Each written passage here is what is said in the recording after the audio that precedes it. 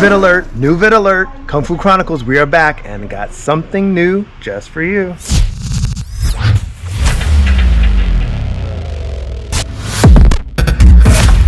So Kung Fu Chronicles, it's Sifu Quasi. I'm here at the village with my man Sifu Gus Gates. What's happening? That's right. So obviously from jump, you know this is something a little bit different. Okay, I mean, dang, what, you want a Scooby snack? Talking today self-defense, what works, what doesn't work, or at least perceptually what may or may not work, right? So we're gonna call the segment Debunk the Junk. Now from the bat, I'm gonna tell people that we're not trying to bash anybody in particular. We're not going after anybody's kneecaps. It's not that kind of a video. Y'all hear that? But we are gonna put a critical eye on some self-defense techniques, specifically for women's self-defense. Why? Because the stats just prove that women get assaulted a lot more than men do in the course of years, or however you wanna look at it. The stats just prove that. And when you look online, you kind of see a couple things. If you're even thinking to yourself, would that work for me or would that not? I think, you know, everybody has those thoughts. So I thought I'd come out here to the village because Sifu Gus has similar kind of a mindset on things like that. So. Yeah. I think it's important. And the other thing too is when you're practicing self-defense, or if you're interested in practicing self-defense, it's not a one-off. You have to constantly practice it to be able to pull it off when you're scared and your adrenaline's high and you're caught off guard. And it's important that you know that, because some people will make it seem that you can just do my online course and you'll be good, and that's dangerous. Totally. So we're putting a realistic edge onto these things. We're going to show you some self-defense techniques that we found online. Then we're going to pressure test them, meaning that the SOV is going to come in here, pressure test some of Sifu Gus's his female Sifus, and they're going to show us whether these things can really work or not for women's self-defense. It just makes sense. Okay. So that being said, let's get to example number 1 right now. And by the way, guys, we are picking these first techniques from a video called the 5 self-defense moves that every woman should know. And I'm going to link that in the description down below. I have the link for you guys. SOV is here. I'm going to have Sifu Gus introduce his staff to you guys, and we're going to get things rolling. Yes, this is Sifu Sandra Fisher. Hi. This is Sifu Jennifer Fernandez. Hello. This is Sifu Julie Roseman. So example number 1, we're going to show it on the screen so you guys can see it, but it's basically a simple wrist grab. Yeah, so instead of pulling it away, you hold him down towards your wrist. So you take control. The technique would basically work if someone grabs you on the wrist, and then you're doing the cap off, turn around, and there you go. That's the basic wrist grab technique, right? Okay. But now, realistically speaking, if someone weren't just gonna stand there and be static and let you grab their arm, we know that's probably the case. How would you work that? So SOV, if you give Sifu Sandra that grip again, so if you give her some resistance and you go, whether you want to pull her or tussle her, is it gonna be that easy to go right away? Okay. And that's fine. Okay, so pause there. Yeah, so pause there.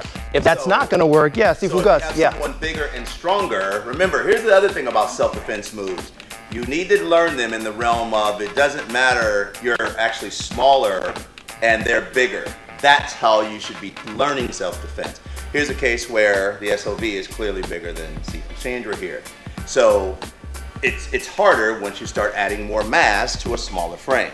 So I think that, I think that's a hard one to do. Yeah, absolutely. So I'm gonna just beat you for a second, SOV. All right, I know I don't look as good, but I'm trying to work with me, okay? So I grab wrist to wrist and I'm pulling and you're pulling. So what's the first thing you're thinking here, probably?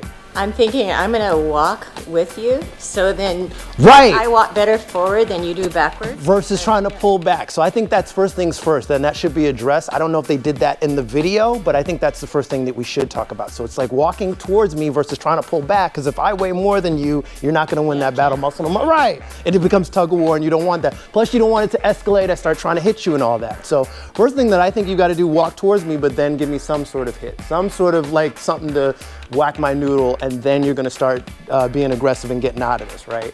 So then I'm just gonna ask you, what would you do? Simply just do what you do. Okay, I'm gonna break the bones cool. of the foot. Cool. And then nice. Awesome. And that works for me. See, I mean, hey, I like it does the job. I think the idea of, can I use you again, Sifu Sandra? If I just grab you, I'm not coming on the street, hey, how you doing? Okay, come with me. Right? Okay. All right, do what you want. Right. But it's probably gonna be more aggressive. We back up just a little bit so we stay in camera. Right there. Everything's gonna be more aggressive. Like, hey, come here. You know, it's like that. Right. So you're gonna have to act, and that's great. She can't help it.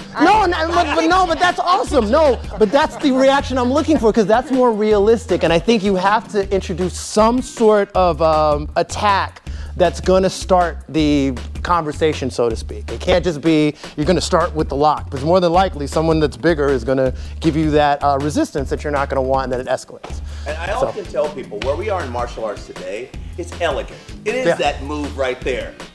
But on the streets, it's violence. And if you're not training in any form of fighting where you're adding violence, a violent concept, a violent mentality, violent movements, if you're not adding violence to it, then the people who are smaller are going to have a harder time making it work. Absolutely. If they can at all. Absolutely. Right? And so I agree. I like that concept. That's the way she's been trained. Trust me, I've taken the blows from that for 20 years. Right. And final thing I'll say on this too is because you don't know someone that grabs you where they want to go with this. They want to take you into an alley, they want to put you into a car. It's like it only gets uglier from there. Even if it's your boyfriend at the club who's drunk and, hey, woman, let's get out of the club. Right. You don't want to go. It's like something violent that could probably pop off after that. So last thing I'll have SOV and Sifu Gus do this move and then have your shotgun version because we always know that's what's up, right? If the SOV grabs across, right? My thing is, here's what I know. If I pull, right, he's going as he's tightening his hand. So what I would do is I would kick automatically. So right as he grabs, I would kick. And it's a rhythm thing, right? You don't need to be a rocket scientist at this. But then, pay attention to the left hand. He grabs, boom, boom, boom. I would just attack and then get out of there, right? It takes you seconds to be able to do that. You're gonna assault him, that's what you're gonna do. But if you think you're gonna do this, okay, kick, punch, that's not gonna work. That's dangerous. Ain't gonna happen. Yeah. Matter of fact, even better, he comes up. Just do whatever you need to do sorry, you guys. Wanted to get the women's point of view. What do you guys think works? What doesn't work? Just your ideas specifically on the technique in general. Any ideas or thoughts? I felt like when there's more pressure, that it's more difficult to get that movement to work. Yeah. So we learned just to attack. Yeah, for sure. Yeah, and it's because we're thinking that someone doesn't want us to make it home at night and they want to either really harm us or kill us. So we have to cause the pain and disable our attacker. Otherwise, we'll become the victim and we can't do that.